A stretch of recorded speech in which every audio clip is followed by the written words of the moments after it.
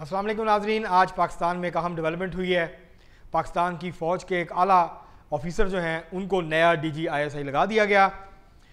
Lieutenant general Nadeem Anjum जो कि पहले DGISI थे, वो 30 सितंबर को अपनी ज़िम्मेदारियों से सुबकदोश हो जाएंगे और उनकी जगह पर लेफ्टिनेंट जनरल आसिम मलिक साहब जो हैं वो ज़िम्मेदारियाँ संभाल लेंगे।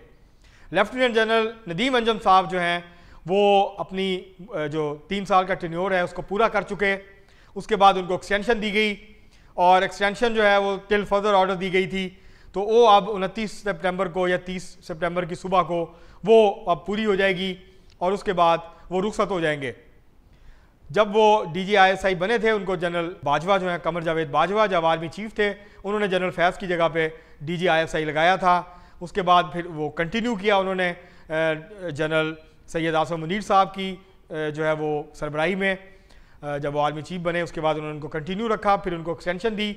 अब उनको मज़ीद एक्सटेंशन नहीं दी जा रही, बल्कि आज ये हुकूमत ने नोटिफिकेशन जारी कर दिया और नए जो DGISI हैं उनकी तैनाती कर दी है, जो कि चंद दिनों के बाद अपना ओहदे के जो फ़राइज़ हैं वो संभाल लेंगे। ये इनका ताल्लुक जो है general lieutenant general Asim Malik साहब, इनका ताल्लुक बुनियादी तौर पर फ़ौजी घराने से है। इनके वालिद भी लेफ्टिनेंट जनरल रिटायर्ड हुए थे, जनरल गुलाम मोहम्मद, जो कि जनरल GM के नाम से पाकिस्तानी फ़ौज में जाने जाते हैं। तो एक फ़ौजी घराने से ताल्लुक़ है। ज़ाहिर है एक जब आप एक नस्ल दूसरी तीसरी नस्ल फ़ौज में हो तो एक मखसूस आपकी एक जहन होता है, आप एक मखसूस अंदाज से काम करने के आदी होते हैं। तो बहरहाल कहा यह जाता है कि ये एक प्रोफेशनल सोल्जर हैं और ये ज़ाहिर है DGISI जो है अगरचे कानून के तहत तो ये वज़ीर-ए-आज़म का मुताहत होता है, वज़ीर-ए-आज़म को जवाबदेह होता है, उनके अंडर होता है, लेकिन दरअसल वो आर्मी चीफ जो हैं उनकी तरफ भी देखता है और उनकी फ़ौज की जो पॉलिसीज़ होती हैं उनको भी लागू करने की कोशिश करता है।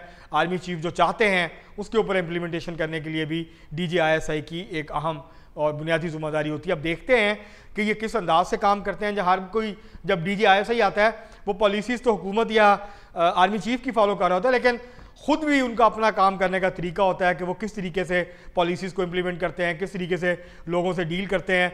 तो ये जब चार्ज संभालेंगे 30 सितंबर को बाद तो उसके बाद पता चलेगा कि ये किस अंदाज से DGISI को आगे लेके जाते हैं, किस अंदाज से अपनी ज़िम्मेदारियाँ जो हैं वो उनको निभाते हैं।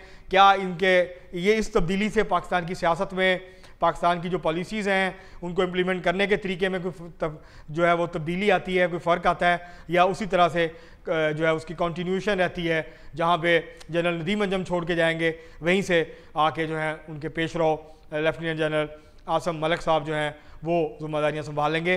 तो ये GHQ में तैनात थे, इससे पहले भी अहम ज़िम्मेदारियाँ अहम ओहदों पे फाइज रहे हैं। तो ये जनरल आसिम मुनीर साहब के बहुत करीब समझे जाते हैं, इसीलिए उन्होंने इनको अपना DGISI जो है वो बनाया है। तो ये एक बड़ी अहम डेवलपमेंट है। इसके बारे से बहुत क्या सराहियाँ हो रही थी, कौन बनेगा कौन नहीं बनेगा। होता यह है कि 5 जो लेफ्टिनेंट जनरल्स हैं सीनियर तरीन, उनके नाम वज़ीर-ए-आज़म को आर्मी चीफ भेजते हैं और उसमें से फिर वज़ीर-ए-आज़म जो हैं ज़ाहिर आर्मी चीफ के साथ मुशावरत होती है, उनमें से वो एक को DGISI बना देते हैं। तो अब ये आज नोटिफिकेशन हो गया, अब ये जो क्या सराहियाँ थी वो दम तोड़ देंगी। अब तक के लिए इतना ही, बहुत शुक्रिया।